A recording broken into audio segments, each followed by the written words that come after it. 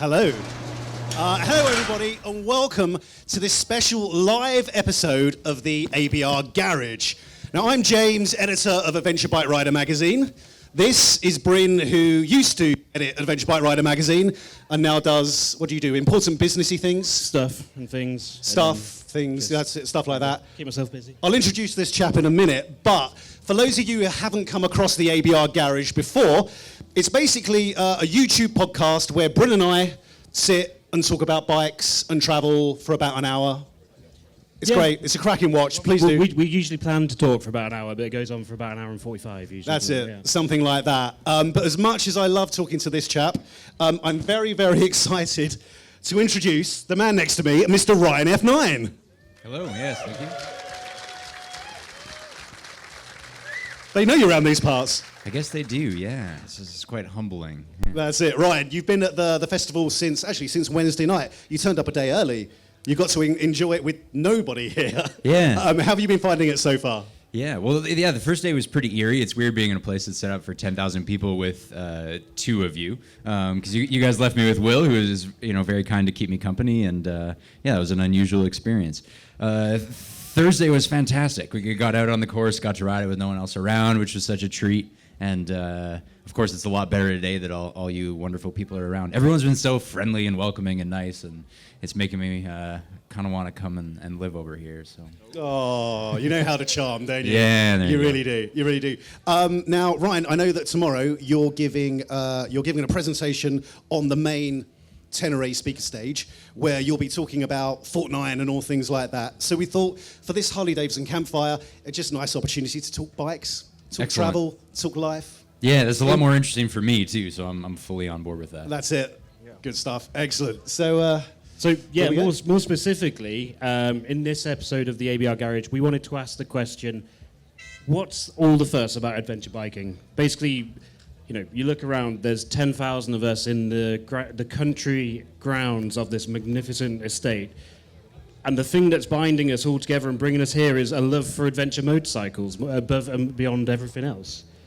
And so basically, yeah, you did just have a son this year, is it? You prefer bikes to your son, is that it? He is here somewhere, but don't tell him that. So yeah, basically, why do we choose adventure bikes over anything else? What is it about them that makes us want to pack up our panniers and just disappear off into the world and just travel on them? And so basically, to kick things off, I think we'll start with a question about why adventure bikes specifically. And Ryan, I know you own a BMW F800 GS, is that right? But yes, I do. I was going to ask you about that one, but I think what we'll do is we'll talk about the Ducati Desert X, because I have seen you on that bike this weekend more than I've seen you off it. So what is it about adventure bikes and the Ducati Desert X that just ticks the boxes for you? Yeah, that's a big question. I think adventure bikes in general, it's a bit of the charm of just having a machine that could just keep going, Like, I don't know if you've ever done any sailing, but every time I sail, it's like knowing that you have the propulsion and the ocean ahead of you, like you could just go to Portugal or you could go to Cuba, you could keep going. And all I ever do is just like bob around the bay and then go home. But knowing that all of that's there, that potential is there, is like a really freeing feeling that you might not have to go back, that you could just keep going. I think adventure bikes is kind of the same way, like that there's so much capability in them, whether you're using it all or not, and none of us are ever using it all, but having it all there and knowing that in theory, you could just say, screw it, I'm not going home, and I'm just going to keep going this way until I come back around the other side of the world is just a very charming thing. It is, isn't it? Yeah. I know exactly what you mean. I don't live far from Ragley Hall here, and my mum, of all people, lives in Redditch, just about 7 miles down the road. And between Stratford and Redditch, there's 2 green lanes on the way. And if I haven't got an adventure bike, I know that I would probably stay off those green lanes. But when I take an adventure bike, I just know I will be able to dip down those green lanes if I need to, or if I want to, and just enjoy it. More than 9 times out of 10, I go nowhere near them. But just having that bike and the possibilities. I'm just loving the juxtaposition of the answer. We've got the poetry of sailing to Portugal and disappearing off into the ocean. We've got green lanes in Redditch. Yeah. There's 2 green lanes in Redditch. So way to be a YouTube star and not the YouTube star. It's called realism, James. Green lanes are fun. They are fun. Yeah, you've really raised the bar of the conversation in the garage because I don't think we're never as poetic as that. You're too kind. You're too Oh kind. dear. So, very good answer, Ryan. I think I wholeheartedly agree with you there. Excellent. Whether it's I'm around glad the I'm world or to my passing mum's. so far. Yeah, very By good. the way, you sidestepped the whole Ducati talk as well. Yeah, I did. Did you want me to circle back around to No, Ducati? it's okay. Yeah. It's okay. No, but James, you as editor of Adventure Bike Rider, you get to ride just about every new adventure bike that is out there. And I guess 4 or 5 years ago, you came and joined Adventure Bike Rider when you could have if they'd had you, you could have chosen just about any other motorcycle magazine. But what was it that drew you to Adventure Bike Rider and Adventure Motorcycles in particular?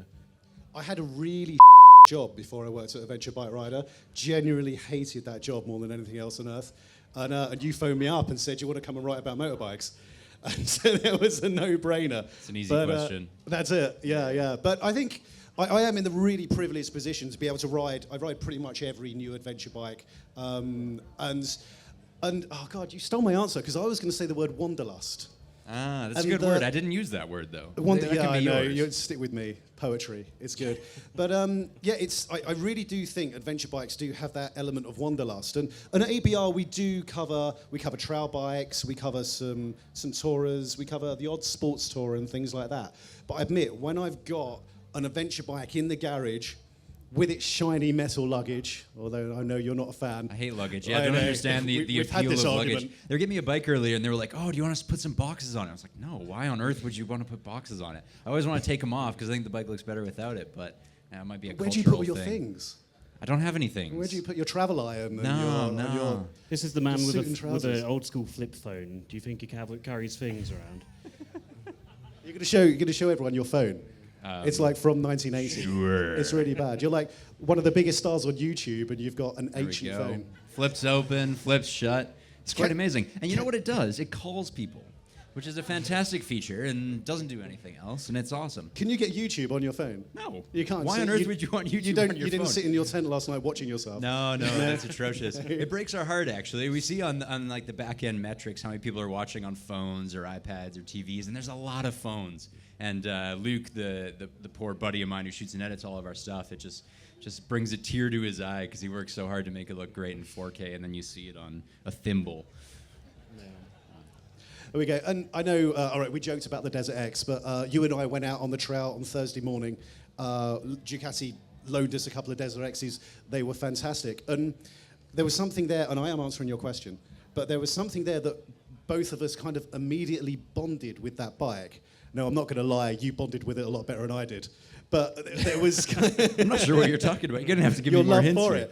it. But immediately I saw you get on it and just there was this kind of freedom and this joy of riding this quite big bike off-road. And I think that's something is the joy of adventure bikes, isn't it? With your on or off-road, is that sense of freedom, you know, to ride how you want, to ride where you want. And we love it. So yeah, but you two have been both quite philosophical about the idea of adventure bikes, but I also want to look at the realism of adventure bikes, which is, I mean, look around, you guys, look side to side.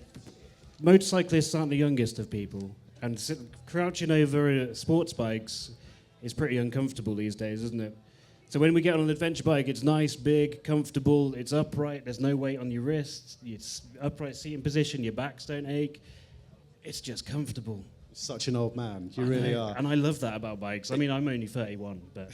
Are you going to tell everyone about your favourite bike at the moment? Yeah, right now I am absolutely in love with the Honda NT 1100, which a lot of people have said is one of the most boring looking bikes around.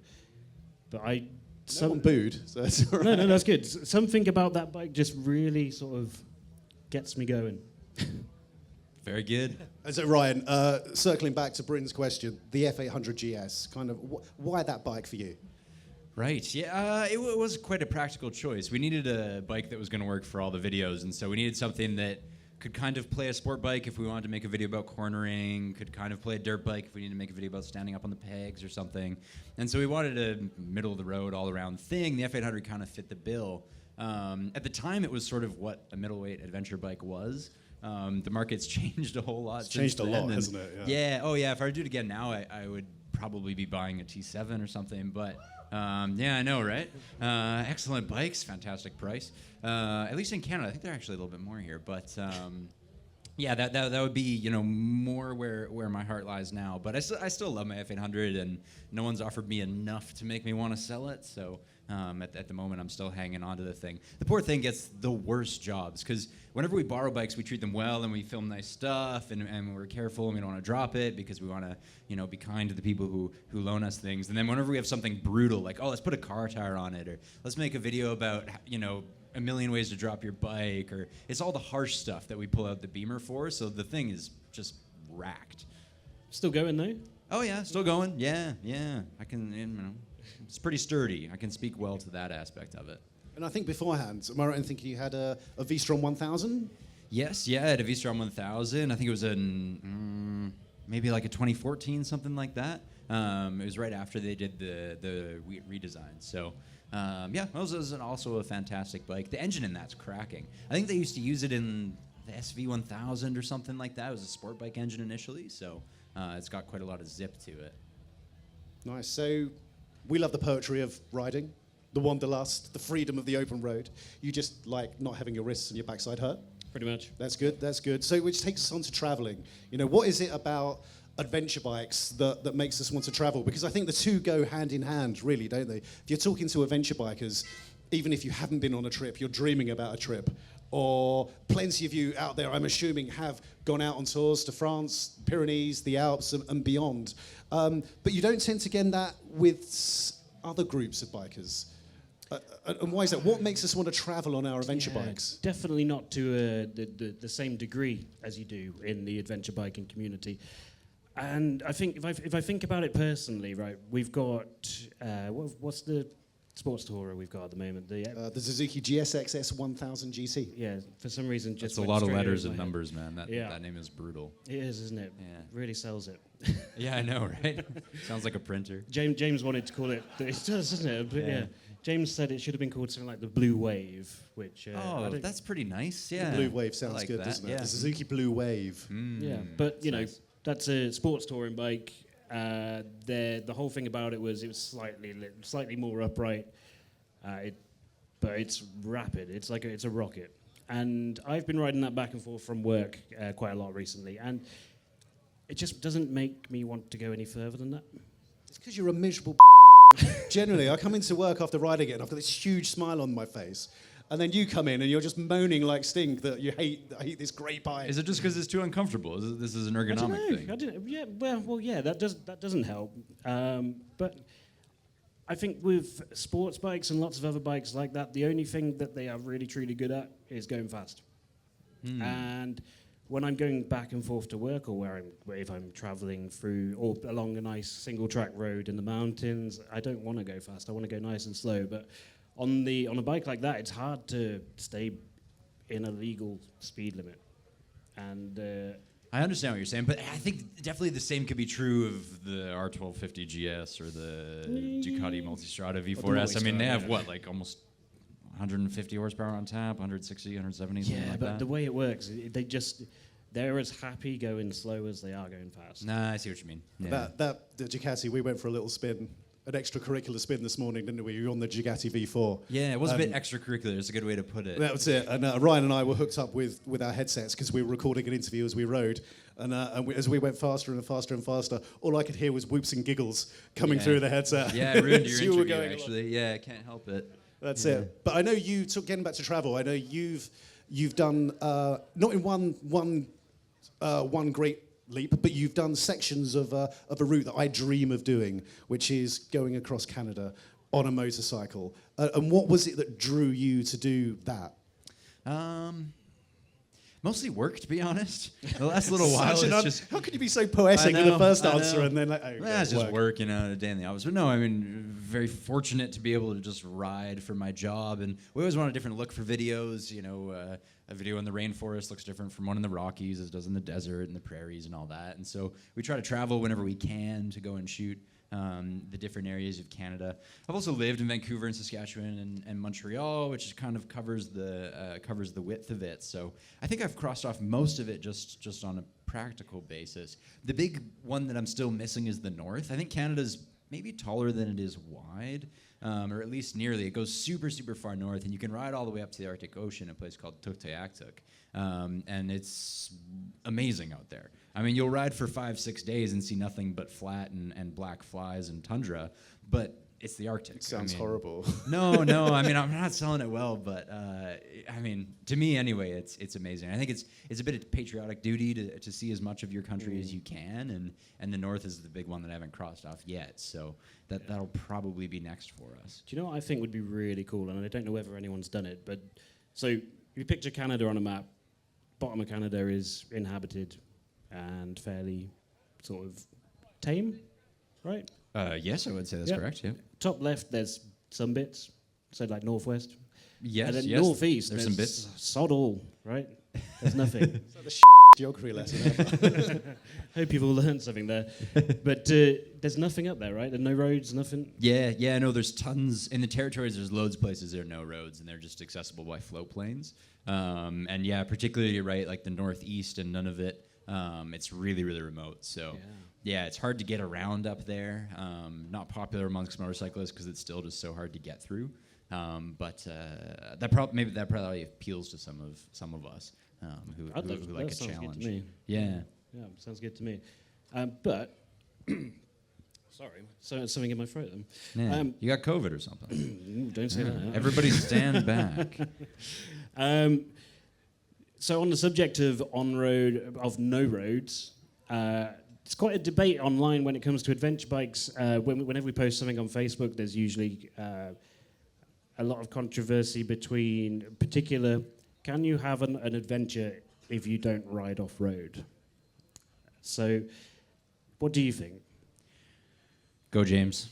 This is me. Well, whoever wants to answer it, really. I know, he really wanted to. You already wanted to ask Ryan, didn't you? I just say that it is a controversy, and it really, really pisses me off when we put great pictures. You're so angry. Oh, no, it does annoy me. When you put great pictures in the mag or on Facebook or things like that of people on these epic journeys having an amazing time, and they've probably been whether they're riding for weeks, months, or years, and then someone belittles their journey because they're not off-road. And it's like, what the hell? Why? They're off doing an amazing adventure. Yeah. I think we, in Adventure Bike Rider, we like to say that if it feels like you're on an adventure, then you're on an adventure, basically. And that's what we center the whole magazine around. I don't know how many of you guys are familiar with actually Adventure Bike Rider magazine rather than the festival. But within it, we cover all sorts of things from, riding around the world to going down through Africa. But equally, we will cover a story about riding to Europe. Someone's first time off the ferry in Europe can be just as exciting as, Nick Sanders' 8th time around the world or whatever. So that's one of my most. I love that feeling. Have you ridden in Europe before? No. No. One of the most exciting feelings you can get. I don't know. The funniest I can get is when the ferry docks. You can see the ferry kind of door going down, and you roll off into a new country. And it's such an incredible feeling. And I don't care whether I'm just, shooting down to the Loire Valley for a couple of days, or we've got an epic trip to the Alps and beyond and the Dolomites. It's that feeling of wanderlust is incredible. But I know you probably ride off-road more than we do here in England, because you've got some cracking places to do it, haven't you? Yeah, we're sort of spoiled for off-road terrain. I grew up riding motocross, so I'm just kind of biased that way. But I really feel the same way you guys do about the gatekeeping in adventure biking. It's really annoying. These people are always saying, "Oh, you're not a real rider unless you're, riding dunes or you're going a million miles an hour, or you're doing hill climbs, or you're racing, or you're doing trials." And everyone's kind of moving the bar further all the time as to what makes a real adventure. And it's just silly. There is no gate to adventure, so we definitely don't need the gatekeepers. Today I was lucky enough to spend today chasing around Antoine Mayo, who's like a 5-time world champion, and next to him I'm nothing. I feel like a kid. I feel like a 3-year-old kid, because he's like, and I'm just like trying to survive, and he's doing wheelies and stoppies and all the rest of it. Was it the same riding with me yesterday? Was that? It was the exact same. Yeah, no, on? you disappeared in the dust, and yeah, it was just so impressive. Impressive in your wing mirror, Yeah, wasn't it? No, I wouldn't say that. But yeah, no, I mean that's the point. Is like if we keep moving the goalposts, then none of us are going to be adventurers anymore. Because I didn't feel like an adventurer today, you know. But that's a good thing. It's so fun, and it's the only way you learn is by chasing around people who are faster than you, or who go places you don't go to, or ride terrain you don't ride. No, exactly that. And I think you don't even need to do that. Just do what makes you happy. Very true. Very But true. Such a hippie. on the subject of Antoine Mayo, who is a Ducati rider, if you saw the videos of the Desert X being released and the promotional photos and stuff like that, he's actually doing a display tonight at 7 p.m. in the Adventure Park. So head down to the Adventure Park for 7 p.m. if you want to see some incredible riding. And Ryan, you got a bit of a preview of that, right? And Yeah, I can vouch for that. It'll definitely be incredible. 'Cause today he wasn't stunting or anything. He was just riding. He just happened to do most of it on one wheel, which was something that was rather new to me. I mean, on mud and grass and stuff, and it's like I pop the throttle and I'm just sliding sideways, and he's somehow going like this. Scary. It's baffling to me. I don't know how he does it. All right, so I'd love to chat for hours and hours, but there's more people to talk on stage. So as a final question, we thought it would be interesting to ask, what would you ride if you didn't ride an adventure bike? Bryn, kick us off. You're not allowed the NT1100. A car. We've already talked about that. I don't know, actually. And probably. Would you ride? If you didn't ride adventure bikes, would you ride? I think I would. Yeah. I would be lying if I said I wouldn't. I would be very happy on the BMW RT, the 1250. I know I'm reeling off bikes that are really expensive, and I would probably more likely be able to afford something like Ryan's F800 GS. But sorry, Ryan. But I It's a bit of a put down there, isn't it? Really. No offense taken. No taken. A nice touring bike would be good for me. You know, something that's comfortable, can cover long distances, and would allow me to travel. I don't really care how heavy a bike is or how big it is. Actually, in fact, for me, the bigger the better. So Because of these muscles, isn't it? That's huge, it, yeah. huge. It's massive. Yeah, I know. I feel tiny just sat in the vicinity. it's greatness, right? Yeah, man, you're built strong. This is all getting a bit weird, really. So, Ryan, what would you ride if you didn't ride an adventure back bike? to the after Should we hours. talk Should about I- your do you wanna body swap? first? Maybe we I'd be on a scooter, to tell you the truth. I commute to work every day on a scooter, which is my, secret, which now I've just told everybody. But they're tremendously practical. It keeps your legs dry. You wear a shell up top, which is fine. You got all your groceries under the seat. So, run sorry for 2 weeks on interrupting $5 there. of gas. Yeah, jump in. Not only do you have the same phone as my nan, but you probably have the same riding priorities as my nan. Does your nan ride a scooter? Me and your nan would get on so well. Yeah, I feel like you're gonna have to introduce us, but I just love It's getting scooters. weird again, mate. Don't go there. She's not as big and strong as me, but Gotcha. Yeah. Okay. Maybe less interesting. We've had to explain to Ryan why everyone's been sniggering when you've been saying the word helmet around people, and it's not a Canadian thing. That helmet has a double meaning. Yeah, so, I know. But now you know that. Yeah. When I thought about it for a while, I was like, I could see how this might have a double entendre, but I wasn't aware of it. Nice. So, guys, the bike I would ride. Oh yeah, sorry, James. Oh yeah, James. Please tell us what you think. We're very interested. I've actually got the only bike I own at the moment is a Triumph Bonneville, which I co-own with my dad, and I love that thing more than most things on this earth. I have to admit, probably family aside, I adore that bike. I honeymooned on that bike, my poor wife, and it's just an incredible piece of simplistic machinery to just love being on the road and riding a motorcycle. And I like to pretend that I look cool on it as well. I don't think I do, but I like to pretend everyone I looks do. cool on a Bonneville. Yeah, it's one of those bikes everyone can pull it off. He's put a big screen on it, though. It's got a big screen on it. There's a new Bonneville. No? It's 2015. Oh, okay. But Bryn hates the fact that I put a screen on it. I did ride to Italy on it, and I had the tenacity to put a screen on it because I didn't want to get you're covered talking in about a windscreen. bugs and I thought you meant rain. like a dash screen, like one of the TFTs or something. Oh, okay, now I understand. Yeah. So yeah, evidently that's not cool enough for you. No. No, it's all right for you because you ride a scooter every day, so it's fine.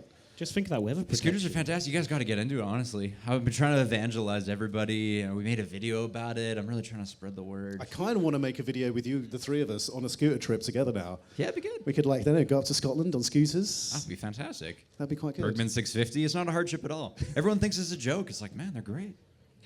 What was that? Nice. The Bergman. Oh, the Bergman's phenomenal. Yeah. Man, I had that Bergman for a couple months, and like you could not believe the looks on people's faces because you can just spank bikes with that thing. Yeah.